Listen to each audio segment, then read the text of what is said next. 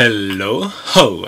Nouveau numéro de Pêle-mêle qui, pour rappel, est centré autour de mes derniers coups de cœur, parfois des amours, les dernières séries, les derniers mangas, les animes, les films, les romans parfois, les dramas, etc. que j'ai pu voir, que j'ai pu lire au cours du dernier mois en général, voire les 2 derniers mois si j'ai beaucoup de retard. Et donc on commence tout de suite avec mes séries du moment, dont la 4e saison de Stranger Things. C'était impeccable. C'est assez rare ce genre de série très ambitieuse, très attendue par beaucoup de monde et qui, à l'arrivée, s'avère avoir un taux de satisfaction à la hauteur des espérances. Ici, clairement, on voit que pour Netflix, c'est LA série incontournable du moment. Juste au niveau du budget alloué, c'est assez incroyable. Les effets spéciaux, les décors, le make-up, etc. C'est vraiment du niveau d'un film AAA. Au-delà de ça, que ça soit en termes d'écriture, que ça soit en termes de construction du principal Némésis, que ce soit au niveau des relations qui se tissent, qui se heurtent à des obstacles, l'humour également, les nouveaux personnages introduits qui sont très attachants très rapidement, la dramaturgie qui est également présente, c'est un quasi sans faute. J'ai aucun gros défaut à lui faire. Il reste une dernière saison et on croise les doigts pour que ce soit aussi réussi que la saison 4. Et le casting, j'ai failli oublier le casting, mais la direction du casting est excellente. Et puis on a grandi avec eux, mine de rien, hein. Ça fait un petit moment maintenant. Je les ai connus quand ils étaient tout petits et maintenant, regardez-moi ces brindilles là.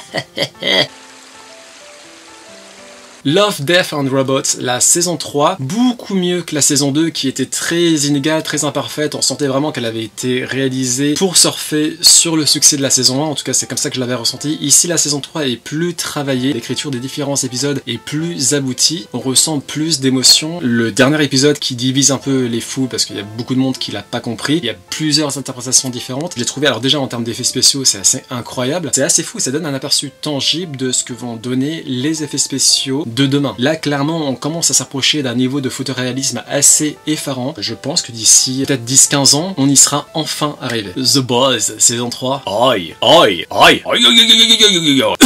Très bonne saison 3. J'avais été déçu par la saison 2 que j'avais trouvé relativement bâclée, j'avais pas ressenti grand chose bizarrement, même s'il y avait quelques passages qui étaient réussis, mais dans l'ensemble j'étais ici vraiment c'est assurément extraordinaire. Les nouveaux personnages qui sont introduits sont géniaux, le personnage de Mulder est toujours aussi incroyable en tant que méchant, détestable mais incroyable, l'humour est présent, le choc est présent, ça fait partie de la patte de The Boys qui est un peu perçu comme le anti-MCU. J'adore le MCU mais c'est vrai que si on pouvait avoir un poil de violence graphique, visuelle que l'on a dans The Boys, même au-delà de ça, tout le côté satire politique, satire idéologique, je suis pas très fan de Amazon Prime Video, mais en l'occurrence The Boys c'est leur série incontournable. Vivement la saison 4 qui annonce vraiment du très lourd et je pense qu'on va en avoir pour notre argent. The Umbrella Academy saison 3, très inégal. En soi il y a des passages réussis mais on sent qu'il manque quelque chose, il manque beaucoup de choses. Tous les nouveaux personnages qui sont introduits, la Sparrow Academy, sont malheureusement peu développés, on a peu de temps pour s'y attacher, mis à part une ou deux exceptions. Je parlais de la direction du casting excellente dans Stranger Things, là la direction du casting elle est non, ça va pas. Je sais que c'est la direction du casting qui cloche. Pour prendre un exemple, il y a un garçon qui joue également dans Euphoria, et dans Euphoria il est excellent, il joue très bien, et il l'interprète vraiment de manière formidable. Ici c'est catastrophique, à chaque fois qu'il prend la parole on est... Il n'y a pas que lui, hein. Il y a quasiment toutes les actrices, tous les acteurs, on leur a pas donné assez de temps, on leur a pas donné peut-être assez de direction ou de marge de manœuvre. Cela étant dit, ça reste divertissant. Il y a vraiment des passages qui sont excellents, dont le passage de la danse qui est incroyable. Ça se rattrape beaucoup en fait à partir de l'épisode 7. Je serai de la partie pour la saison 4, mais c'est vrai que... elle aurait fait peut-être plus de temps. Je sais pas si le Covid a joué. J'ai peur que Netflix annule tout bonnement la série, alors que la saison 4 pourrait être la dernière. Ça m'embêterait beaucoup. Heartbreaker saison 1. C'est du feel good, vraiment pur et dur, du feel good à gogo. C'est très touchant. Ça parle de la romance entre deux adolescents, deux garçons, dont un qui se découvre potentiellement gay ou bi. Il ne sait pas très bien. Tout est bien retranscrit, notamment tout ce qui va être sentiment, le bourgeon des premiers amours, papillon dans le ventre, tout ce genre de choses est restitué visuellement de manière très colorée, de manière très chou, clairement du feel good. Après ça aborde certaines problématiques évidemment du coming out, parce que malheureusement même en 2022 ça pose parfois problème, mais c'est à travers un regard très bienveillant, très apaisé et très optimiste, ça fait du bien de temps en temps. Obi-Wan Kenobi, la saison 1, j'ai adoré, j'ai vraiment beaucoup aimé, même si effectivement les premiers épisodes mettent du temps à poser la trame, à poser l'intrigue, mais en ce qui me concerne j'ai déjà aimé la relation qui se tissait entre Obi-Wan Kenobi et un certain personnage, et puis les 2 derniers épisodes sont incroyables, que ce soit en termes de de mise en scène, la scénographie, le personnage de Darth Vader qu'on voit enfin exploiter visuellement eu égard à sa force. C'est quand même l'un des plus puissants Jedi au monde, enfin l'un des plus puissants Sith au monde. C'est également très touchant. Je suis pas fan du Star Wars lore, j'ai jamais été fan, et j'ai quand même été touché, voire parfois, alors bouleversé c'est un grand mot, mais j'ai parfois été vraiment très touché par certains passages. Très bonne surprise, très bonne découverte, le nouveau personnage est assez intéressant, on le reverra peut-être dans un spin-off, allez savoir. Je serai de la partie quoi qu'il en soit, même pour une saison 2, moi je signe. Miss Marvel, la saison 1, pareil, très bonne surprise. J'apprécie beaucoup le fait que Disney s'oriente enfin vers une représentation plus universelle, qui soit plus mondiale de ses super-héros. Là en l'occurrence, Kamala Khan est musulmane, elle est originaire du Pakistan, et tout ce qui est aspect culturel, emblématique avec notre époque d'aujourd'hui notamment, c'est plutôt bien restitué avec une certaine légèreté. Le public ciblé reste teenager, mais même quand on n'est pas dans la cible, on prend beaucoup de plaisir à suivre les premiers pas de cette héroïne. L'actrice par ailleurs est géniale, elle est vraiment fan des comics Marvel, pour le coup l'une des rares avec peut-être Tom Holland, ça fait plaisir à voir. Certes, ce n'est peut-être pas hyper ambitieux au niveau du lore notamment, même si la fin est incroyable et donne quand même des pistes très sérieuses, très probantes sur l'avenir de la phase 4. C'est une série qui est très vivante, qui fait plaisir à voir, une certaine fraîcheur notamment. Il me tarde de voir la saison 2. C'est peut-être l'une de mes séries MCU préférées de bout en bout. Autant il y a des séries qui sur la fin c'était bancal, là vraiment de bout en bout ça m'a plu. Peaky Blinders, je voulais faire le Irish accent et je crois que j'ai fait un accent canadien. Peaky Blinders, c'est sa saison 1. Non, moi je crois qu'il faut que vous arrêtiez d'essayer de dire des trucs. C'est une série que je commence, qu'on m'a recommandé à moult reprises et que j'ai retardé. Dès les 15 premières minutes, j'ai senti que cette série avait le potentiel d'être binge-watchée, mais vraiment très vite. Que ce soit l'interprétation des acteurs principaux, Cillian Murphy, Sam Neill, je savais pas qui jouait dedans d'ailleurs, il est assez exceptionnel en sorte de tyran belliqueux, pervers, maniaque, obsédé par l'idée de réussir, peu importe les moyens. Notez que ça se passe dans l'Irlande, l'Angleterre, post-première guerre mondiale, avec toutes les débats, toutes les problématiques sociales que ça a amené, la lutte contre le communisme notamment, mais pas que. Et nous suivons les pérégrinations d'un clan bien établi, les Peaky Blinders. La trame, les décors sont fabuleux, la bande originale est impeccable, les premiers ressentis sont bons, très bons. Au niveau drama, The Descendants of the Sun, très sympa, très classique également. C'est peut-être ce qui m'a posé problème. J'aime bien les dramas, mais c'est vrai que le format classique qui a tendance à s'apesantir peut-être sur les émotions, la romance, etc.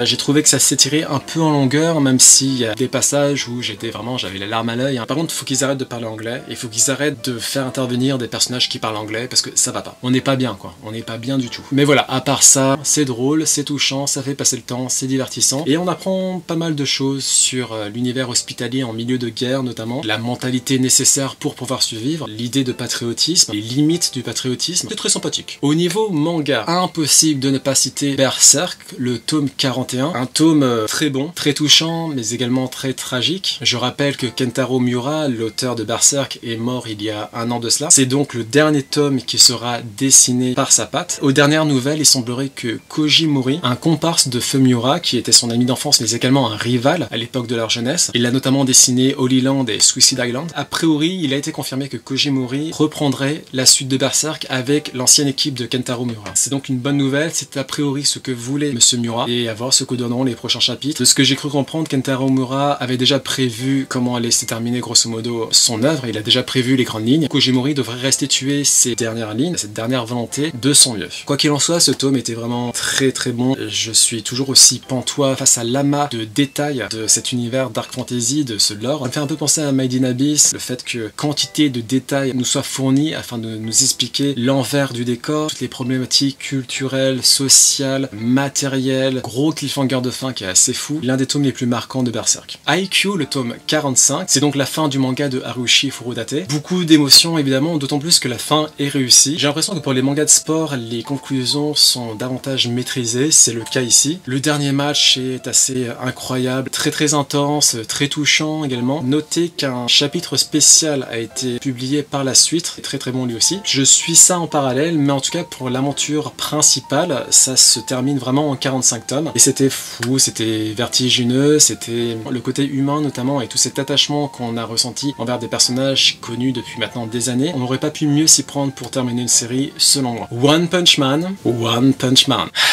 Pour ce manga là, je peine souvent à trouver mes mots, tant je suis abasourdi par la qualité inouïe du dessin d'une part et de l'histoire d'une autre part. Les planches de Murata, sa composition, c'est fou. Pour moi, c'est le mangaka le plus doué en matière de manga d'action. Parfois, on a le droit à des planches couleurs qui sont sublimes, mais en plus de ça, l'écriture de One, c'est sensationnel en fait. La manière dont il a de compter les psychés des différents protagonistes, leur évolution, leur parfois descente aux enfers, les renversements de situation, il y a une certaine dramaturgie qui est également présente. C'est assez rare que je m'attache au héros d'une œuvre, mais là pour le coup Saitama, c'est mon personnage phare, quelqu'un de relativement normal, mais avec des principes fondateurs, une certaine intégrité qui est exemplaire. C'est un modèle de vie, même si il réalise lui-même qu'il a des grosses lacunes qu'il lui faut combler très très vite, sous peine de perdre quelque chose de très important. On est sur la fin de l'arc de l'association des monstres. Je ne peux rien vous dire de plus si ce n'est que One Punch Man, en ce moment même, c'est le manga incontournable du moment. Il n'y a pas mieux. Il n'y a pas mieux,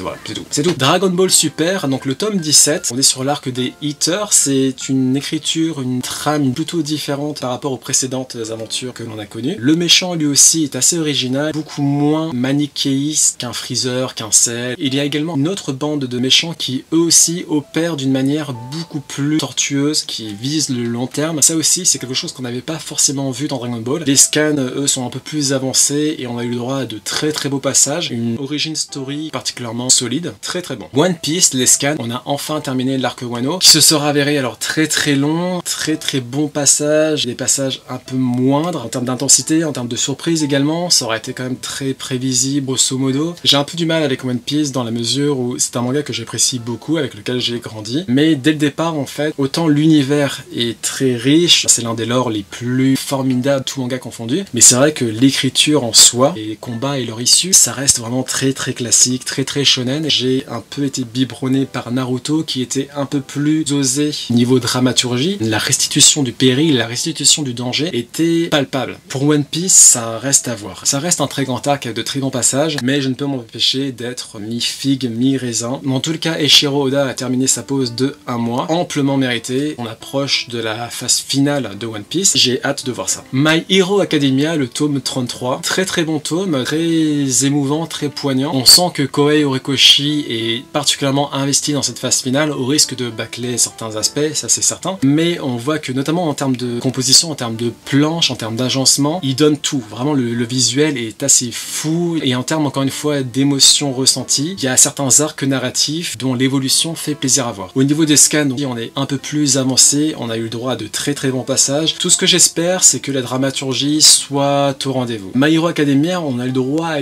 quelques morts, mais on sent encore qu'il y a un plafond de verre qui n'a pas été percé. Rares sont les shonen à avoir osé transpercer un tant soit peu ce plafond de verre. Là comme ça, vraiment, je pense à Naruto, Hunter x Hunter dans une certaine mesure, peut-être Kimetsu no Yaiba à la limite. Et c'est à peu près tout, donc c'est vous dire à quel point...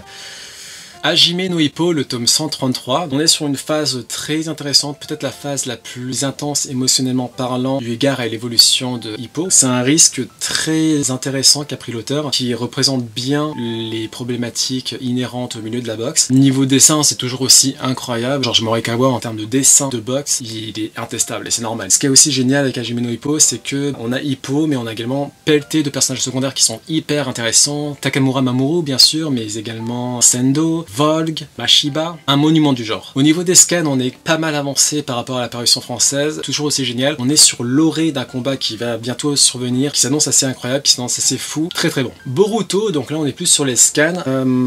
En soi, c'est bon, sauf que on ne peut s'empêcher de ressentir une sorte de frustration dans la mesure où le rythme mensuel est vraiment très très lent. On avance marche par marche, mois après mois. Peut-être un rythme bimensuel aurait été plus apprécié. Après, il me semble que Mikio Ikimoto ne serait pas forcément chaud pour un rythme bimensuel, ce qui se comprend amplement. Et c'est vrai que du côté de lecteur, c'est très compliqué de s'immerger en ce moment dans Boruto, vu que tout est très lent. On fait avec.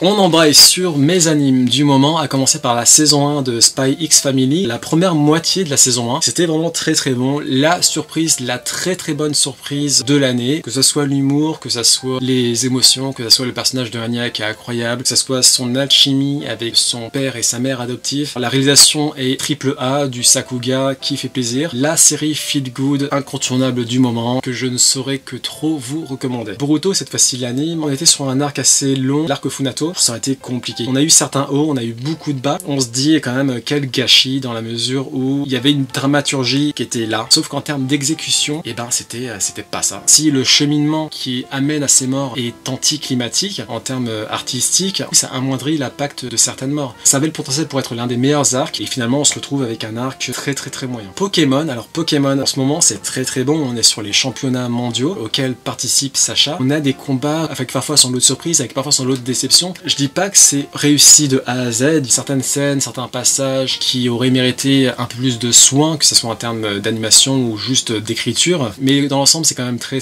sympa. C'est un flux de nostalgie et de sens de l'accomplissement pour Sacha qu'on demandait depuis vraiment longtemps. Il me tarde de voir la conclusion de ces aventures-là. Toujours au niveau Pokémon, on a eu un spin-off, Les Neiges de Hisui, réalisé par Wit Studio, il me semble, je suis pas sûr là pour le coup. Très beau, très poignant, très poétique également, qui est différent de la série classique. On sent que la fibre personnelle de l'équipe artistique derrière ce projet a été respectée. Il y a eu du temps, il y a un soin certain qui est matérialisé dans ces petits épisodes. On en demande plus. Pour terminer les animes, Bastard, alors je crois que c'est un reboot, il y a déjà eu un anime qui est paru, il me semble, il y a très longtemps. C'est un manga de dark fantasy. Je me souviens quand j'étais adolescent, j'avais le choix entre Berserk et Bastard. J'ai opté pour Bastard. J'aurais dû choisir Berserk, non pas que Bastard soit raté, mais voilà, si vous voulez, Berserk c'est un monument de la dark fantasy. Bastard c'est, alors en termes de dessin très impressionnant, en termes de trame, en termes d'écriture, beaucoup moins. On sent que le lore a fait l'objet quand même d'un certain soin, mais plus ça avance et plus l'auteur patauge dans une patte eishi très grossière. C'est une série qui ne s'est jamais terminée et si vous voulez, les derniers volumes c'est du hentai pur et dur. Il s'est fait plaisir le cochon. J'ai regardé les premiers épisodes, c'est plutôt bien réalisé et ça fait quand même plaisir. C'est un petit côté trip nostalgie. J'aimais également le côté invocation du sorcier suprême qui est Dark Schneider. C'est quelque chose qu'on voit rarement en ce moment et le fait voilà, qu'on ait des invocations, des rituels, des diagrammes, des pentagrammes, etc. c'est cool.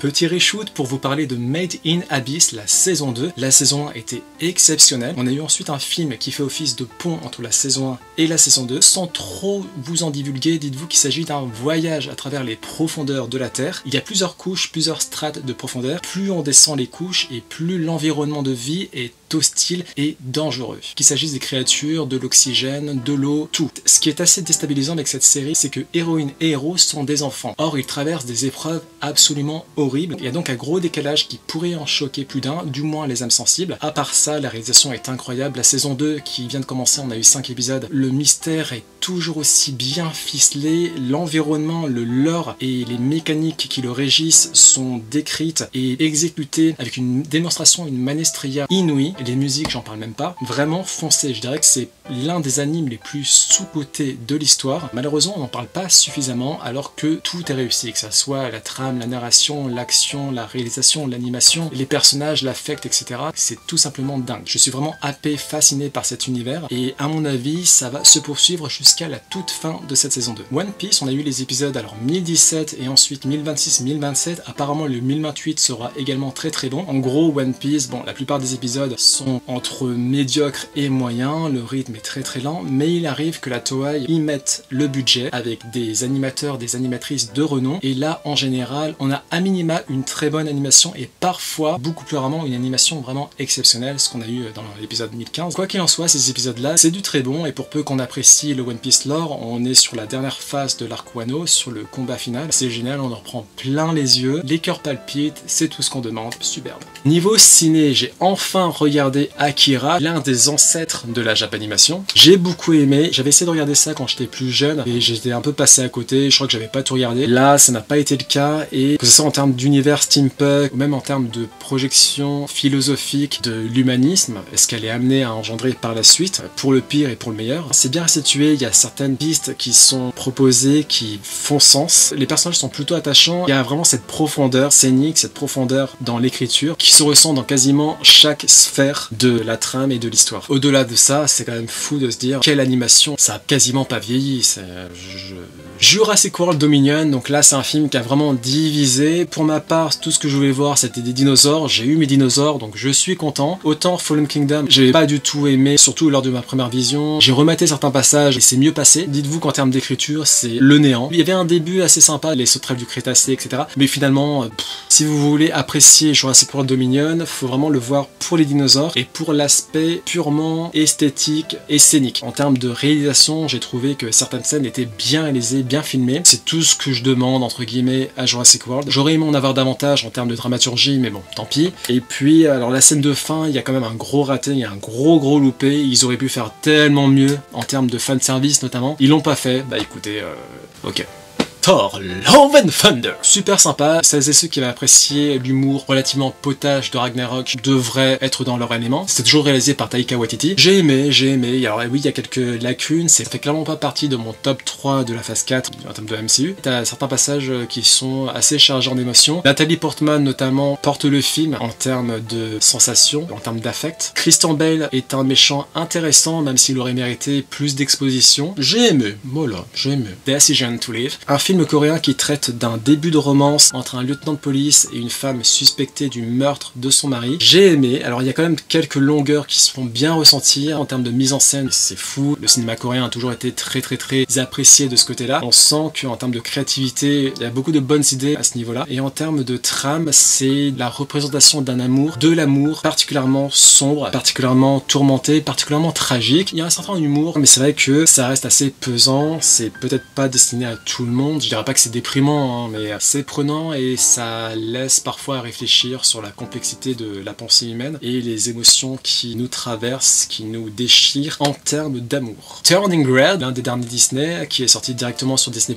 j'ai beaucoup aimé. L'humour est présent, c'est une vague de nostalgie eu égard à toutes celles et ceux qui ont grandi dans les années 2000. Très touchant également en termes d'acceptation de soi par rapport au fait de grandir et parfois de s'éloigner de ses parents. C'est parfois déchirant, mais c'est parfois nécessaire. Très bon, très bonne surprise, bravo Disney, je vous aime comme d'habitude. Toujours chez Disney, Tic et Tac, les Rangers du risque. Pour moi, c'est l'un des meilleurs derniers films de Disney. C'est une adaptation live qui se passe dans un univers où Tic et Tac existe vraiment dans notre monde à nous. Un peu comme les aventures de Roger Rabbit. C'est très satirique, c'est très osé, c'est vraiment adulte. On a certains personnages qui apparaissent qu'on n'attendait pas du tout, qui sont renversants et désopilants. Et en plus de ça, ça a le mérite d'être touchant et de nous faire réfléchir au fait de grandir, au fait de vouloir être quelqu'un, se voir heurter parfois au mur de l'échec, essayer de s'y confronter ou parfois de vivre dans le déni. Disney, je vous adore.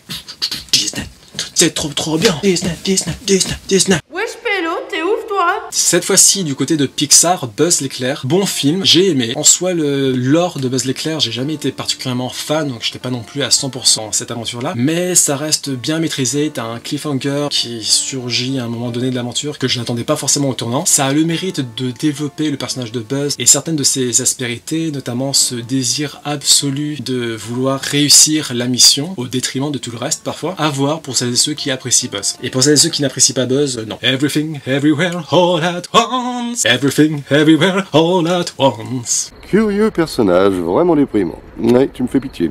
Bonne route. L'un des meilleurs films de l'année pour l'heure. Il n'est pas encore sorti en France, mais il est dispo en téléchargement. Voilà. Peut-être le rôle d'une vie pour Michelle Yeoh. C'est un point de vue à la fois très abouti et maîtrisé du multiverse. On est loin du MCU et c'est pas plus mal. Un voyage prenant de A à Z, de l'humour mais également des émotions. La relation mère-fille notamment est très bien restituée. J'ai vraiment adoré et je pense que quand ça va sortir en France, vous devriez au moins lui laisser le bénéfice du doute. Vous risqueriez d'en sortir transformé. Il y a toutes sortes de ramifications qui sont présentes, notamment des ramifications philosophiques sur le sens de la vie, la quête du bonheur. Bravo. Coupé. Alors là, on est sur un film français, remake plus ou moins d'un film japonais de zombie apocalypse. On me l'avait recommandé, c'est pour ça que je suis allé le voir. Les 30 premières minutes, on se dit, bon, ok, d'accord, c'est sympa, mais bon.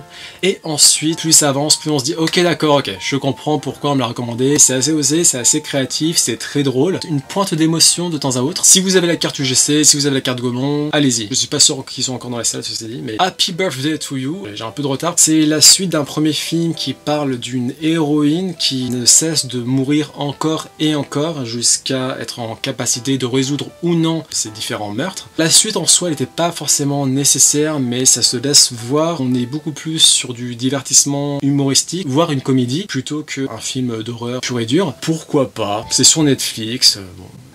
On est quasiment sur du ostéo vu, ostéo oublié, surtout qu'ils partent sur un délire de verse là. Bon. Deuxième reshoot pour vous parler d'un film pas fifou, mais voilà. Grey Man avec Ryan Gosling et Chris Evans en méchant moustachu, pourquoi pas. C'est un blockbuster très lambda, disponible sur Netflix. Ça fait le taf, ça divertit, les chorégraphies sont plutôt bien exécutées. J'ai trouvé qu'elles étaient meilleures que le film avec The Rock et Ryan Reynolds. Mais voilà, à part ça, ça rejoint très vite la catégorie aussitôt vu, aussitôt oublié. Si vous avez l'abonnement, pourquoi pas.